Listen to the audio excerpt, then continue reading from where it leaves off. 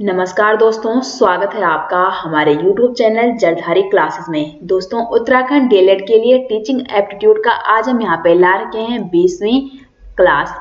19 class तक हमने यहाँ पे कंप्लीट कर दी है टीचिंग एप्टीट्यूड की। तो अगर आपने पिछली वो वीडियो नहीं देखी है तो आप जाके उन सभी वीडियोस को देख सकते हैं। और अगर आपको उत्तराखंड डीएलएड के लिए टीचिंग एप्टीट्यूड की ई बुक चाहिए तो उसका लिंक आपको इस वीडियो के डिस्क्रिप्शन में मिल जाएगा, या आप सीधे गूगल पे सर्च कर सकते हैं jaldhariClasses.in। तो वहाँ भी आपको टीचिंग एप्टीट्यूड की ई बुक देखने को मिल जाएगी, आप उसे वहाँ से डाउनलोड कर सकते हैं। तो चलिए दोस्तों, आज की वीडियो शुरू करते हैं। तो फर्स्ट क्वेश्चन है, कौन सा या कौन से सूक्ष्म शिक्षण या माइक्रो टीचिंग विधि का उद्देश्य है? तो ऑप्शन ए, शिक्षार्थियों में नए कौशल का विकास करना। ये भी क्या है? सूक्ष्म शिक्षण का उद्देश्य है। और प्रशिक्षु को शिक्षण में विश्वास करने योग्य बनाना। ये दोनों किसके यहाँ पे उद्देश्य है? माइक्रो टीचिंग के। तो 1 का करेक्ट आंसर क्या होगा? ऑप्शन सी, ए और बी यहाँ पे दोनों। ठीक है। क्वेश्चन नंबर 2 है, रचनात्मक शिक्षण विधि किस प्रकार शिक्षार्थियों के लिए नवाचार के रूप में कार्य करती है? तो रचनात्मक क्षमता की पहचान में भी, प्रोत्साहित करने में भी और परीक्षित करने में भी। तो यहाँ पे 2 का राइट आंसर क्या होगा? उपरोक्त सभी यहाँ पे करेक्ट आंसर है। नेक्स्ट क्वेश्चन है, शिक्षण की प्रकृति कैसी होती है? तो शिक्षण की प्रकृति हमेशा कैसी होती है? सकारात्मक होती है। तो 3 का करेक्ट आंसर है ऑप्शन सी। नेक्स्ट क्वेश्चन है, निम्नलिखित में शिक्षण संबंधी समस्या या समस्याएं कौन सी हैं? तो यहाँ पे अगर दोषपूर्ण पाठ्यक्रम है तो वो भी शिक्षण संबंधी एक क्या है? महत्वपूर्ण समस्या हो जाती है। दोषपूर्ण शिक्षा पद्धति भी क्या है? यहाँ पे शिक्षण संबंधी समस्या ही है अगर दोषपूर्ण शिक्षा पद्धति है। और शिक्षक का व्यक्तित्व अगर सही नहीं है, वो भी एक क्या है? शिक्षण संबंधी समस्या में शामिल ही है। तो 4 का करेक्ट आंसर क्या होगा? उपरोक्त सभी। क्वेश्चन नंबर 5 है, निम्नलिखित में सूचना व संचार प्रौद्योगिकी या आईसीटी के लाभ कौन से हैं? तो संचार की तीव्र गति भी एक आईसीटी का क्या लाभ ही है। लागत, प्रभावशीलता हो गया और व्यापक उपलब्धता, ये तीनों यहाँ पे आईसीटी के लाभ है। तो 5 का करेक्ट आंसर होगा ऑप्शन डी, ये सभी। नेक्स्ट क्वेश्चन है, बाल विकास का निम्नलिखित में से कौन सा सिद्धांत यह बताता है कि बालकों का विकास उनकी व्यक्तित्वता के अनुरूप होता है? तो कौन सा सिद्धांत बताता है? व्यक्ति अंतर का सिद्धांत, निरंतरता का सिद्धांत, विकास क्रम की एक रूपता का सिद्धांत या परस्पर संबंध का सिद्धांत। ये सभी यहाँ पे विकास के सिद्धांत हैं। तो कौन सा सिद्धांत यहाँ पे करेक्ट होगा? तो ये बताता है व्यक्तित्व अंतर का सिद्धांत। ठीक है, तो ए होगा 6 का सही आंसर। क्वेश्चन नंबर 7 है, सार्थक अधिगम की प्रक्रिया विकास की किस अवस्था से प्रारंभ होती है? तो इसके ऑप्शन थोड़ा यहाँ पे डिस्टेंस है। तो यहाँ पे आप ऑप्शन ए देख सकते हैं, किशोरावस्था, बी है यहाँ पे प्रौढ़ावस्था, सी है पूर्व बाल्यावस्था या डी है बाल्यावस्था। तो यहाँ पे सार्थक अधिगम की प्रक्रिया विकास की किस अवस्था में प्रारंभ होती है? तो ये होती है आपकी प्री चाइल्डहुड में, पूर्व बाल्यावस्था। ठीक है, प्री चाइल्ड होता है आपका 2 से लेके 6 वर्ष तक का। तो ऑप्शन सी होगा 7 का करेक्ट आंसर। क्वेश्चन नंबर 8 है, निम्नलिखित में से कौन सा बालक के सामाजिक विकास को प्रभावित नहीं करता है? तो देखो, बुद्धि हो गया, तर्क शक्ति हो गया, भाषा प्रयोग की क्षमता, ये सभी बालक के सामाजिक विकास को प्रभावित करते हैं। तो नहीं पूछा है तो 8 का करेक्ट आंसर यहाँ पे होगा ऑप्शन डी, उपरोक्त में से कोई नहीं। क्वेश्चन नंबर 9 है, बालक का संवेगात्मक विकास निम्नलिखित में से किसे प्रभावित करता है? तो बालक का जो संवेगात्मक विकास होता है वो उसके शारीरिक विकास को भी, सामाजिक विकास को भी और नैतिक विकास यानी कि physical development, social development and moral development, इन तीनों डेवलपमेंट को संवेगात्मक विकास प्रभावित करता है। तो 9 का करेक्ट आंसर होगा ऑप्शन डी, ये सभी। क्वेश्चन नंबर 10 है, निम्नलिखित कथनों में से सत्य कथन की पहचान कीजिए। तो कौन सा है इसमें सत्य कथन? तो 10 का ऑप्शन यहाँ पे 1 2 3 दे रखा है और फिर बताना है कौन सा ऑप्शन यहाँ पे करेक्ट होगा। तो ए है यहाँ पे, मानव के मलमूत्र की समुचित व्यवस्था को शौचालय कहते हैं, बिल्कुल ये सही है। 2 है एक विद्यालय में शौचालय अनिवार्य रूप से होना चाहिए, ये भी सही है। और विद्यालयों में बालक एवं बालिकाओं के लिए अलग अलग शौचालयों की व्यवस्था होनी चाहिए, ये भी सही है। प्रत्येक स्कूल में क्या होना चाहिए, बालक के लिए अलग शौचालय होना चाहिए और बालिकाओं के लिए अलग अलग शौचालय होने चाहिए। और यहाँ पे लास्ट है, अलग शौचालय की व्यवस्था न होने के कारण अधिकतर लड़कियां स्कूल जाना छोड़ देती है, ये भी क्या है, पॉसिबल है। तो यहाँ पे 10 का करेक्ट आंसर होगा ये सभी। क्वेश्चन नंबर 11 है, शौचालय के समीप किसकी व्यवस्था अनिवार्य है? तो शौचालय के समीप किसकी व्यवस्था अनिवार्य होती है? जल और कूड़ेदान दोनों की। ठीक है, तो 11 का राइट आंसर क्या होगा? Option D. क्वेश्चन नंबर 12 है, निम्नलिखित में से कौन सी अवधारणा प्रजातांत्रिक विद्यालय प्रशासन के अनुकूल नहीं है? ऑप्शन ए, प्रत्येक शिक्षक को शिक्षा क्षेत्र में एक समान योगदान देना चाहिए। बी है यहाँ पे समूह का कल्याण व्यक्ति के कल्याण में सन्निहित होता है। सी है सामूहिक एवं सहकारिता के आधार पर लिए गए निर्णय व्यक्तिगत निर्णयों से अधिक सुदृढ़ होते हैं। और लास्ट ऑप्शन है यहाँ पे प्रत्येक विचार को तार्किक आधार पर कसना चाहिए ताकि अंतिम निर्णय उत्तम बन सके। तो यहाँ पे जो 12 है इसका करेक्ट आंसर होगा कि प्रत्येक शिक्षक को शिक्षा क्षेत्र में क्या है, एक समान योगदान देना चाहिए। नेक्स्ट क्वेश्चन है, विद्यालय पर्यवेक्षण का प्रमुख कार्य होता है? तो विद्यालय पर्यवेक्षण का प्रमुख कार्य होता है छात्रों के कल्याण की प्रोन्नति करना। ठीक है, तो 13 का करेक्ट आंसर है ऑप्शन ए। क्वेश्चन नंबर 14 है, शाब्दिक एवं क्रियात्मक व्यवहारों से किसका पता लगाया जा सकता है? तो शाब्दिक एवं क्रियात्मक व्यवहारों से टीचिंग एटीट्यूड का पता लगाया जा सकता है। तो 14 का करेक्ट आंसर होगा ऑप्शन ए। दोस्तों, अगर आपको इन सभी क्वेश्चन की एक साथ में पीडीएफ चाहिए तो आपको इस वीडियो के डिस्क्रिप्शन में एक टेलीग्राम चैनल का लिंक दे रखा है, आप उसको वहां से डाउनलोड कर सकते हैं। उसमें आपको उत्तराखंड डीएलएड संबंधित सभी प्रकार का टीचिंग मटेरियल मिल जाएगा। आपको वहां पे प्रीवियस ईयर पेपर हो गया, प्रैक्टिस सेट हो गया, जिसमें आपको 1000 प्लस क्वेश्चन देखने को मिल जाएंगे।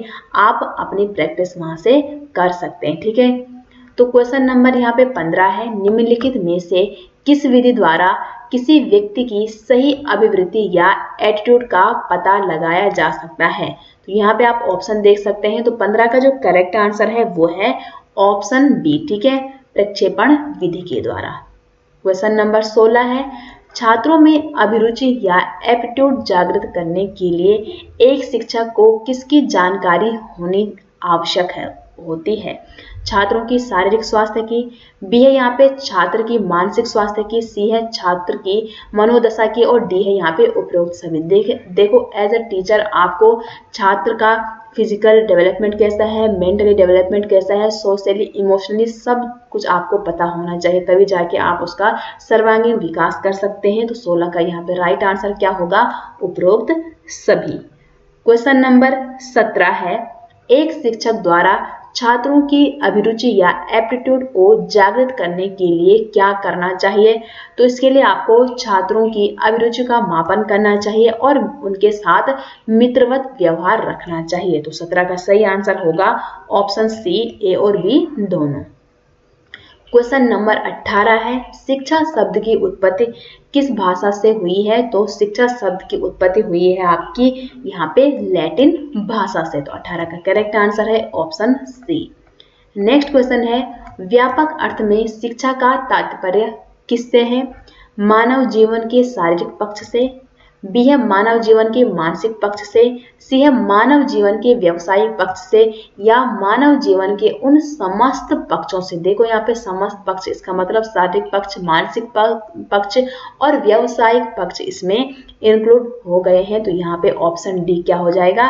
करेक्ट आंसर हो जाएगा कि मानव जीवन के उन समस्त पक्षों से जो उसे परिष्कृत रूप से ढालते हैं तथा सभ्य बनाते हैं। तो ऑप्शन डी होगा 19 का सही आंसर। नेक्स्ट क्वेश्चन है, शिक्षा ऐसी होनी चाहिए जो छात्र को सुसंस्कृत बनाए। बिल्कुल ये ऑप्शन राइट है। बी है व्यावसायिक दृष्टि से आत्मनिर्भर बनाए, ये भी सही है। और नैतिक सद्गुणों से संपन्न बनाए, अर्थात बालक का इसमें क्या है, सर्वांगीण ही विकास हो रहा है। तो ऑप्शन डी यहाँ पे होगा उपरोक्त सभी। तो 20 का ऑप्शन डी हो जाएगा राइट आंसर। ठीक है, क्वेश्चन नंबर 21 है, शिक्षा का उद्देश्य होना चाहिए।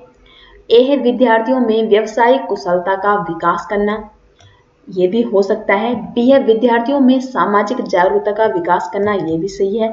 सी है विद्यार्थियों को परीक्षा के लिए तैयार करना, ये भी सही है। और डी है यहाँ पे व्यवहारिक जीवन के लिए विद्यार्थियों को तैयार करना। देखो सभी ऑप्शन यहाँ पे राइट है, लेकिन हम शिक्षा के बारे में पढ़ रहे हैं, हम अधिगम के बारे में यहाँ पे अपने बच्चों को पढ़ा रहे हैं, उनको सिखाते हैं। इसका मतलब क्या है, हम उनके व्यवहार में परिवर्तन ला रहे हैं। तो ऑप्शन डी यहाँ पे बेस्ट ऑप्शन होगा कि व्यवहारिक जीवन के लिए विद्यार्थियों को तैयार करना। क्वेश्चन नंबर 22 है, शिक्षा की वह व्यवस्था जिसके उद्देश्य, पाठ्यचर्या और विधियां प्रायः निश्चित होते हैं किंतु औपचारिक शिक्षा की भांति कठोर नहीं होते हैं, वो क्या कहलाती है? तो वो कहलाती है यहाँ पे 22 का करेक्ट आंसर होगा ऑप्शन बी, निरौपचारिक शिक्षा। ठीक है, क्वेश्चन नंबर यहाँ पे 23 की ओर बढ़ते हैं। तो 23 है, निरौपचारिक शिक्षा व्यवस्था के अंतर्गत निम्न में से किसे शामिल किया जाता है? तो प्रौढ़ शिक्षा को, दूरस्थ शिक्षा को, सतत शिक्षा को, या ये सभी? 23 का करेक्ट आंसर होगा ऑप्शन डी, ये सभी आते हैं आपके निरौपचारिक शिक्षा के अंतर्गत। क्वेश्चन नंबर 24 है, शैक्षिक एकीकरण शिक्षा की किस व्यवस्था में देखने को मिलता है? तो ये मिलता है समावेशी शिक्षा में। ठीक है, तो 24 का सही आंसर है ऑप्शन ए। क्वेश्चन नंबर 25 है, समानता के सिद्धांत का अनुपालन किस शिक्षा में होता है? तो समानता के सिद्धांत का अनुपालन होता है आपका यहाँ पे सामान्य शिक्षा में, विशिष्ट शिक्षा में, समावेशी शिक्षा में, या ये सभी? तो 25 का सही आंसर होगा, समानता की बात हो रही है तो ऑब्वियस बात है समावेशी शिक्षा यहाँ वहाँ पे हमेशा करेक्ट ऑप्शन हो जाएगा। नेक्स्ट क्वेश्चन है, समावेशी शिक्षा किन सिद्धांतों का पालन करती है? तो यहाँ पे आप ऑप्शन देख सकते हैं। तो 26 का जो राइट आंसर है वो है ऑप्शन डी, उपरोक्त सभी सिद्धांतों का पालन करती है समावेशी शिक्षा। नेक्स्ट क्वेश्चन है, समावेशी शिक्षा किन मॉडलों पर कार्य करती है? तो यहाँ पे भी इसका राइट आंसर क्या होगा, इन सभी मॉडलों पे समावेशी शिक्षा क्या है, कार्य करती है। तो ये सभी यहाँ पे करेक्ट हो जाएंगी। 28 है, डॉट डॉट डॉट के अंतर्गत पिछड़े हुए और मंदबुद्धि तथा प्रतिभाशाली बालकों के लिए शिक्षा विशेष पाठ्यक्रम देने का प्रयास किया जाता है। तो किसमें किया जाता है? तो 28 का जो करेक्ट आंसर है वो है बाल केंद्रित शिक्षा में। ठीक है, चाइल्ड सेंटर्ड एजुकेशन के अंतर्गत पिछड़े हुए बालक हो गया, मंद बुद्धि या जो स्पेशल चाइल्ड होते हैं, उन सभी के लिए शिक्षा विशेष पाठ्यक्रम देने का प्रयास किया जाता है बाल केंद्रित शिक्षा के अंतर्गत। नेक्स्ट क्वेश्चन है, एक बाल केंद्रित कक्षा में बच्चे सामान्यतः सीखते हैं तो व्यक्तिगत और सामूहिक दोनों रूपों में, या मुख्य रूप से शिक्षक से, या केवल व्यक्तिगत रूप से, या समूह में? तो बाल केंद्रित कक्षा में जो बच्चा है वो हमेशा व्यक्तिगत या व्यक्तिगत और सामूहिक दोनों रूपों में वो सीखता है। क्वेश्चन नंबर 30 है, बाल केंद्रित शिक्षा के पाठ्यक्रम के संदर्भ में निम्नलिखित में से कौन सा कथन यहाँ पे सही नहीं है? तो यहाँ पे आप ऑप्शन ए पढ़ सकते हैं कि पाठ्यक्रम का विकास व्यक्तिगत विभिन्नताओं, प्रेरणाओं, मूल्यों एवं सीखने के सिद्धांतों के मनोवैज्ञानिक ज्ञान के आधार पर किया जाना चाहिए, ये तो सही है। बी है, पाठ्यक्रम बनाने में शिक्षक यह ध्यान रखता है कि शिक्षार्थी और समाज की क्या आवश्यकताएं हैं और सीखने की कौन सी क्रियाओं से ये आवश्यकताएं सर्वोत्तम रूप से पूर्ण हो सकती है। क्योंकि देखो पाठ्यक्रम हम किसके लिए बना रहे हैं, अपने स्टूडेंट्स के लिए बना रहे हैं ना, तो स्टूडेंट का उसमें मुख्य भूमिका होनी चाहिए। सी, पाठ्यक्रम बनाते समय शिक्षा की आवश्यकताओं एवं विद्यालय में उपलब्ध सुविधाओं का ध्यान रखा जाना चाहिए। और डी है, क्रियात्मक होने के लिए प्रत्येक पाठ्यक्रम एक समुचित मनोवैज्ञानिक आधार पर स्थापित हो। देखो ए, बी और डी यहाँ पे इसका मतलब इन ऑप्शनों का मीनिंग क्या है, कहीं ना कहीं हम चाइल्ड सेंटर एजुकेशन का पालन कर रहे हैं, हम बच्चे को केंद्र में रख के उसके बारे में सोच रहे हैं और तब जाके हम कैरिकुलम का निर्माण कर रहे हैं। लेकिन नहीं पूछा है तो ऑप्शन सी यहाँ पे करेक्ट आंसर हो जाएगा कि पाठ्यक्रम बनाते समय शिक्षा की आवश्यकताओं और विद्यालय में उपलब्ध सुविधाओं का ध्यान रखा जाना चाहिए। देखो कैरिकुलम ना ही वो अध्यापक के लिए बन रहा, ना ही विद्यालय के लिए। वो केवल चाइल्ड सेंटर एजुकेशन की बात हो रही है, तो केवल वो छात्र के लिए निर्मित किया जा रहा है। तो नहीं पूछा है तो ऑप्शन सी यहाँ पे होगा करेक्ट आंसर। क्वेश्चन नंबर 31 है, निम्नलिखित में से कौन सी स्थिति बाल विकास केंद्रित कक्षा कक्ष को प्रदर्शित कर रही है?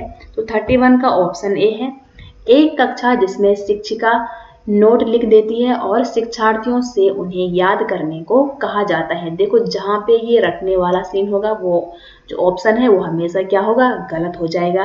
तो ऑप्शन ए गलत हो जाएगा यहाँ पर। ऑप्शन बी है, एक कक्षा जिसमें पाठ्य पुस्तक एकमात्र संसाधन होता है जिसका संदर्भ शिक्षिका देती है। देखो केवल एकमात्र संसाधन पाठ्य पुस्तक है, ये भी यहाँ पे गलत हो जाएगा। इसमें बालक का विकास हो ही नहीं सकता। ठीक है। सी है, एक कक्षा जिसमें शिक्षार्थी समूह में बैठे हैं और शिक्षिका बारी बारी से प्रत्येक समूह में जा रही है, हो सकता है ये राइट हो। और डी है, एक कक्षा जिसमें शिक्षार्थियों का व्यवहार शिक्षिका द्वारा दिए जाने वाले पुरस्कार और दंड से संचालित होता है। तो ये ऑप्शन भी, जहाँ पे भी दंड होगा ये हमेशा क्या हो जाएगा, गलत हो जाएगा। तो यहाँ पे जो बाल विकास केंद्रित कक्षा कक्ष को प्रदर्शित कर रही है वो है आपका ऑप्शन सी। 31 का सी हो जाएगा करेक्ट ऑप्शन। क्वेश्चन नंबर 32 है, बच्चों में ज्ञान की रचना करने और अर्थ का निर्माण करने की क्षमता होना इस परिप्रेक्ष्य में एक शिक्षक की भूमिका क्या है? तो यहाँ पे एक शिक्षिका या एक शिक्षक की भूमिका हमेशा निर्देशक के रूप में होती है। तो 32 का करेक्ट आंसर है ऑप्शन सी। नेक्स्ट क्वेश्चन है, किसी प्रगतिशील कक्षा या प्रोग्रेसिव क्लास की व्यवस्था में शिक्षक एक ऐसे वातावरण को उपलब्ध कराकर अधिगम को सुगम बनाता है जो नियामक है, जो समावेशन को हतोत्साहित करता है, जो आवृत्ति को बढ़ावा देता है, जो खोज को प्रोत्साहन देता है। तो 33 का सही आंसर यहाँ पे क्या होगा, जो आवृत्ति को बढ़ावा देता है। क्वेश्चन नंबर 34 है, बाल शिक्षार्थी समाज से सीखता है।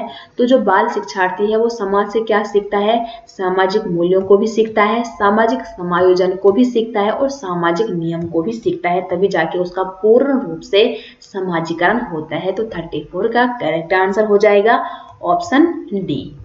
नेक्स्ट क्वेश्चन है 35, वह कौन सा स्थान है जहां जहां बच्चे के संज्ञानात्मक विकास या कॉग्निटिव डेवलपमेंट को सबसे बेहतर तरीके से परिभाषित किया जा सकता है? तो कौन सा स्थान है वो, खेल का मैदान है, विद्यालय एवं कक्षा का पर्यावरण या सभागार या घर? तो 35 का राइट आंसर होगा ऑप्शन बी। ठीक है।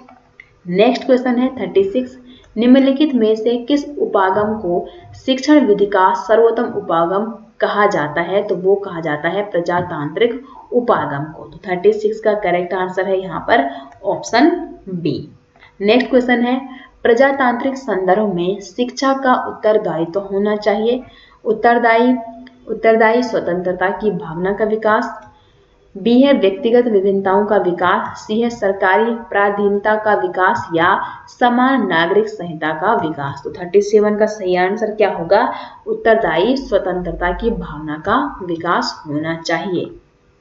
क्वेश्चन नंबर 38 है, कैरिकुलम शब्द की उत्पत्ति किस भाषा से हुई है? तो किस भाषा से हुई है? तो 38 का सही आंसर है, ये हुई है लैटिन भाषा से कैरिकुलम शब्द की उत्पत्ति हुई है। नेक्स्ट क्वेश्चन है 39, पाठ्यक्रम के द्वारा छात्र को किस प्रकार का ज्ञान प्रदान किया जाता है? तो पाठ्यक्रम के द्वारा छात्र को सैद्धांतिक प्रकार का ज्ञान हो गया और व्यवहारिक, दोनों प्रकार का ज्ञान प्रदान किया जाता है। तो ऑप्शन सी होगा 39 का राइट आंसर। क्वेश्चन नंबर 40 है, क्या आप समझते हैं कि बालकों और बालिकाओं दोनों के लिए एक समान पाठ्यचर्या हो? तो ऑप्शन ए है जी नहीं, दोनों की पाठ्यचर्या बिल्कुल अलग अलग होनी चाहिए। क्यों? इसका मतलब क्या है, आप वहाँ पे जेंडर वाइज कर रहे हैं कि लड़की के लिए अलग कैरिकुलम होना चाहिए और लड़के के लिए अलग कैरिकुलम होना चाहिए। तो ये ऑप्शन हमेशा गलत हो जाएगा, क्योंकि देखो हम यहाँ तो समावेशी शिक्षा की बात कर रहे हैं कि चाहे वो डिसेबिलिटी से गुजर रहा है, चाहे वो बच्चा स्पेशल चाइल्ड है या कुछ भी है, सबको क्या है, समान एजुकेशन हमको प्रोवाइड करना है। लेकिन अगर यहाँ लड़का और लड़की में भिन्नताएं होंगी और उनको अलग अलग कैरिकुलम दिया जाएगा तो ये कैसे चलेगा, तो ऑप्शन ए गलत होगा। बी है जी हाँ, रोजगार के योग्य बनाने की शिक्षा दोनों के लिए समान रूप से जरूरी है। देखो जरूरी नहीं है कि रोजगार के लिए हम उनको जरूरी शिक्षा दे रहे हैं, लड़के और लड़के को हमको वैसे भी क्या है एक जैसा एजुकेशन देना है। समावेशी शिक्षा की बात हो रही है तो लड़का लड़की नहीं, सभी बच्चों को हमको एक जैसा एजुकेशन देना है, चाहे वो किस बैकग्राउंड से आ रहे हैं, चाहे वो किसी भी धर्म जाति से आ रहे हैं, उनको क्या है समावेशी शिक्षा देनी है। तो ऑप्शन बी भी गलत होगा। सी है जी नहीं, बालिकाओं के लिए पाठ्यचर्या उनकी शारीरिक एवं भावनात्मक आवश्यकताओं के अनुरूप होनी चाहिए। और डी है जी हाँ, दोनों में कोई अंतर नहीं होना चाहिए, तो समान एजुकेशन सबको मिलना चाहिए। ऑप्शन डी होगा 40 का करेक्ट आंसर। क्वेश्चन नंबर 41 है, पाठ्यक्रम मूल्यांकन के अंतर्गत किसका सहारा लिया जाता है। तो जब हम कैरिकुलम का इवोल्यूशन करते हैं तो उसमें हम किसका सहारा लेते हैं, चेकलिस्ट का, प्रश्नावली का या कार्यशाला का। तो इन सभी का हम यहाँ पे सहारा लेते हैं मूल्यांकन में। तो 41 का राइट आंसर है ऑप्शन डी। क्वेश्चन नंबर 42 है, सह पाठ्यक्रम गतिविधियां या को कैरिकुलम एक्टिविटीज पाठ्यक्रम में किस रूप में ये कार्य करती हैं। तो ये कार्य करते हैं पूरक के रूप में। तो 42 का करेक्ट आंसर होगा ऑप्शन सी। नेक्स्ट क्वेश्चन है, निम्न में से कौन विद्यालय की को कैरिकुलम एक्टिविटीज का भाग नहीं है। देखो को कैरिकुलम एक्टिविटीज में आपका वाद विवाद प्रतियोगिता हो गया, संगीत एवं गायन स्पर्धा हो गया और ड्रामा, ये तीनों आते हैं लेकिन नहीं पूछा है। तो कक्षा व्याख्यान, मैंने कई बार बोला है क्लास में यहाँ कि जो लेक्चर मेथड है ये एक क्या है टीचिंग मेथड है जो कि बहुत पुराना है और बहुत ही ज़्यादा क्या है ये बोरिंग है, जो अब कभी भी यूज़ नहीं होता है। इसमें टीचर आएगा, पढ़ाएगा, लेक्चर देगा और जाएगा, उसको कोई मतलब नहीं है कि उसके स्टूडेंट को कितना समझ में आया और कितना समझ में नहीं आया। और जो बच्चे हैं वो बिल्कुल भी क्लास में एक्टिव नहीं होते हैं, तो इसलिए ऑप्शन सी यहाँ पे करेक्ट होगा। क्वेश्चन नंबर 44 है, सह पाठ्यक्रम गतिविधियां छात्रों के लिए क्यों आवश्यक है। तो इससे क्या होता है, छात्रों के शारीरिक विकास के लिए ये आवश्यक होता है, छात्रों के मानसिक विकास के लिए और छात्रों में आत्मविश्वास की वृद्धि के लिए। ये सभी क्या होती है जो को कैरिकुलम एक्टिविटीज होती हैं वो आवश्यक होती है, इसलिए ऑप्शन डी होगा उपरोक्त सभी 44 का राइट आंसर। क्वेश्चन नंबर 45 है, निम्नलिखित में कौन एक सह पाठ्यक्रम गतिविधियों की भूमिका में शामिल नहीं है। तो ऑप्शन ए है 45 का यहाँ पे कि आत्म मूल्यांकन का अवसर देता है, ये तो राइट है। बी है कौशल विकास में भूमिका निभाता है, ये भी सही है। सी है अपनेपन की भावना विकसित करता है और डी है भ्रमण को हतोत्साहित करता है। देखो चाहे हम भ्रमण के लिए अपने स्टूडेंट को ले जाते हैं, उनको टूर ले जाते हैं, क्लब ले जाते हैं, मेला ले जाते हैं, ये सभी आते हैं हमारे को कैरिकुलम एक्टिविटीज में, तो भ्रमण को हतोत्साहित नहीं करना चाहिए। ठीक है, तो ऑप्शन डी यहाँ पे होगा करेक्ट आंसर। यहाँ पे नहीं पूछा है तो ऑप्शन डी सही हो जाएगा। नेक्स्ट क्वेश्चन है, कौन सी सेवा शिक्षा राष्ट्र में परिवर्तन लाने का सशक्त माध्यम है। तो हमेशा कौन सी सेवा होगी, वो होगी आपकी शैक्षणिक सेवा। तो 46 का राइट आंसर है ऑप्शन ए। क्वेश्चन नंबर 47 है, शिक्षण व्यवसाय का कौन सा रूप समाज के धार्मिक एवं आध्यात्मिक विश्वासों से भी प्रभावित होता है। तो कौन सा वो यहाँ पे कौन सा रूप है वो समाज के धार्मिक एवं आध्यात्मिक विश्वासों से भी जो प्रभावित होता है, तो वो है यहाँ पे क्रमबद्ध ज्ञान। 47 का राइट आंसर होगा ऑप्शन बी। क्वेश्चन नंबर 48 है, वाद विवाद विचार विमर्श निम्नलिखित में से किस प्रकार के शिक्षण से संबंधित है। तो ये सभी संबंधित है आपके यहाँ पे चिंतन स्तर के, बोध स्तर के या स्मृति स्तर के। तो 48 का करेक्ट आंसर होगा ऑप्शन बी, चिंतन स्तर से ये संबंधित है। नेक्स्ट क्वेश्चन है, चिंतन स्तर शिक्षण केंद्रित होता है, समस्या केंद्रित होता है, आलोचनात्मक दृष्टिकोण वाला होता है या सृजनात्मक क्षमताओं का विकास होता है। तो यहाँ पे पूछा है उपरोक्त कथनों में से कौन सा कथन यहाँ पे सही है। तो ये सभी कथन क्या है 49 के राइट हैं। चिंतन स्तर जो है वो शिक्षण केंद्रित होता है। चिंतन हमको क्यों होती है, जब हमको क्या है कुछ जब समस्या होगी तभी जाके हम उसके बारे में सोचेंगे, और सोचेंगे तो हमको कहीं ना कहीं उसके बारे में चिंतन भी करना पड़ता है। तो ऑप्शन डी यहाँ पे करेक्ट होगा। और आज की वीडियो का लास्ट क्वेश्चन है, एक कक्षा में एक अच्छे अध्यापक द्वारा क्या पालन करना चाहिए। ए है तेज सीखने वालों को पढ़ाना चाहिए, बी है मध्य गति से सीखने वालों को पढ़ाना चाहिए, सी है धीमी गति से सीखने वालों को पढ़ाना चाहिए, या यहाँ पे उपरोक्त सभी ऑप्शन राइट हैं। तो इसका राइट आंसर क्या होगा वो दोस्तों आप कमेंट बॉक्स में दीजिएगा। तो ये थी आज की वीडियो। उम्मीद करते हैं आपके लिए वीडियो पसंद आई होगी। वीडियो पसंद आती है तो वीडियो को लाइक करें, शेयर करें, कमेंट करें। मिलते हैं दोस्तों एक नई इंटरेस्टिंग वीडियो के साथ। तब तक के लिए आप सभी का बहुत बहुत धन्यवाद।